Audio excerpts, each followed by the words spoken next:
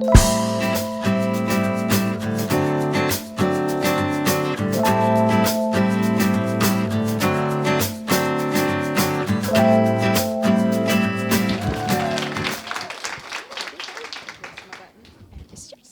you. Just pop this up here. Not enough hands. Kia ora, everyone. Community is much more than belonging to something. It's doing something together that makes belonging matter.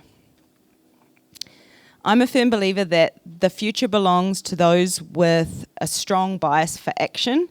So this quote speaks to me all the time in all the places that I work.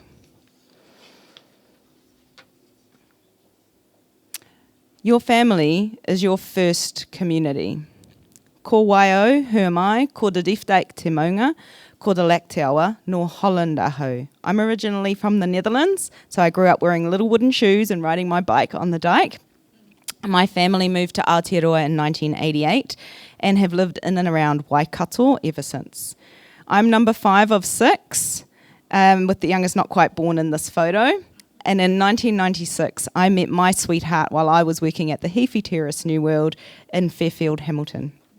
We recently celebrated our 25th wedding anniversary and share 4 handsome sons who, as she said, whakapapa tū Waikato Tainui. It is within the constructs of my whānau that I first, and most likely you all as well, learned about the power of community.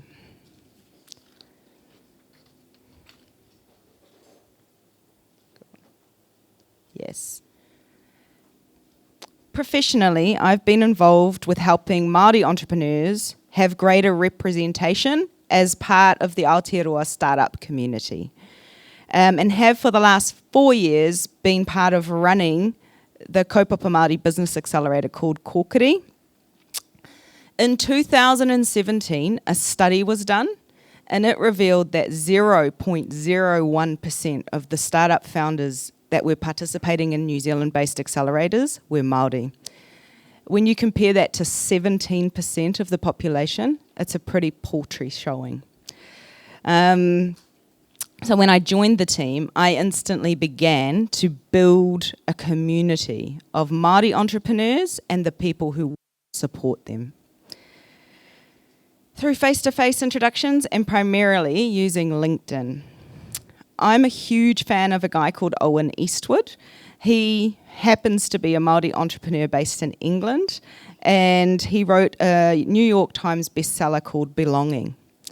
In his book, he states, people perform at their best when they feel a sense of belonging.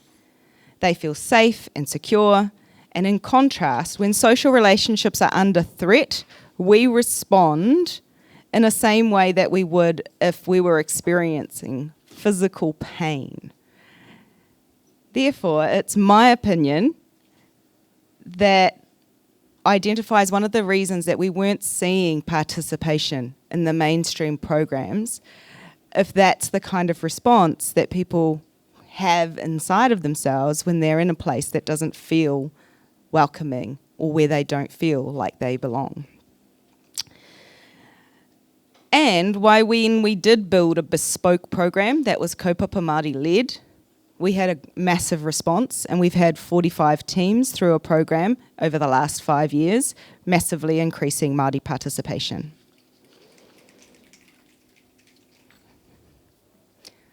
Okay. Success is dependent on the strength of the group under pressure. So this is another quote from that book. And I just want to acknowledge the massive and amazing team that I've been able to work with to make the miracle that is our Kaupapa Māori Business Accelerator happen over the last 4 years.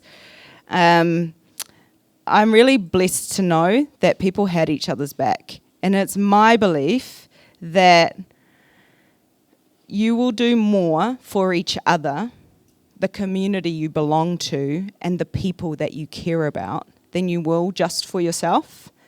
And so that's a huge part of what makes community so powerful, is when you fall over, someone else steps in to have your back.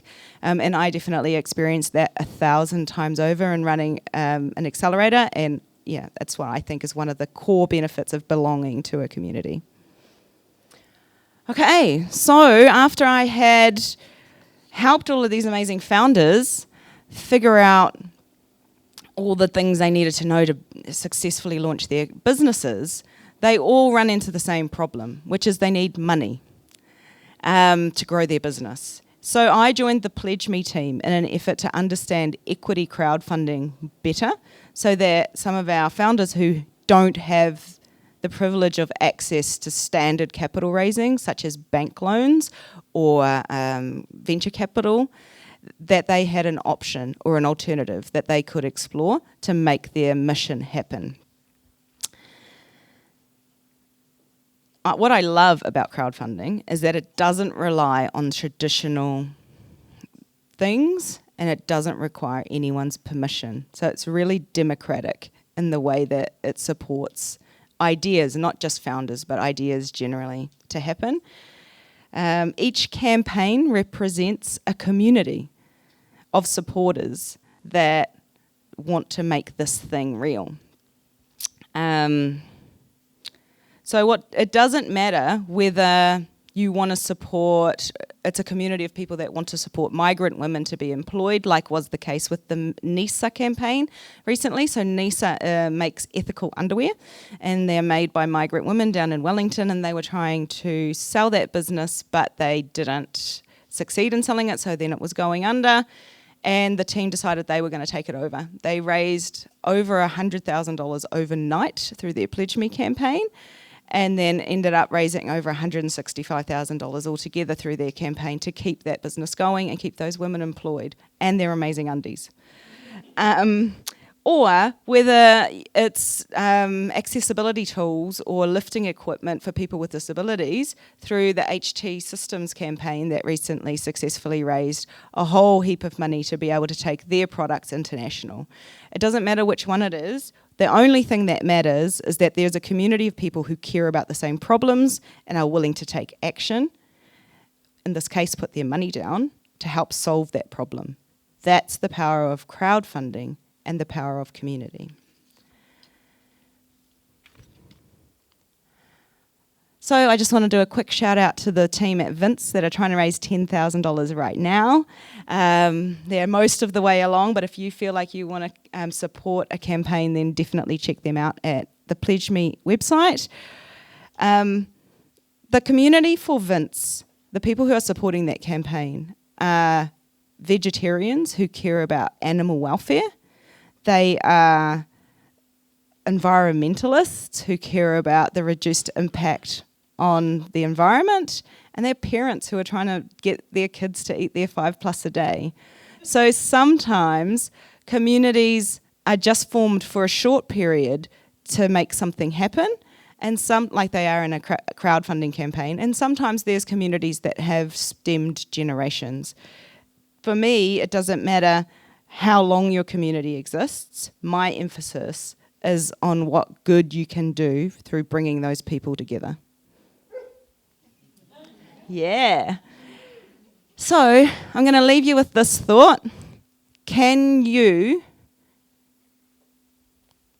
do anything with the communities that you belong with to make the world a better place? Through your family or household? Through your work team or group? Through your social groups or sports clubs? Can you bring those communities together to do something that matters? I hope you've all thought of at least one thing. So my wero to you is don't just come and listen here tonight. Take at least one thing away and do something with it. Kia ora.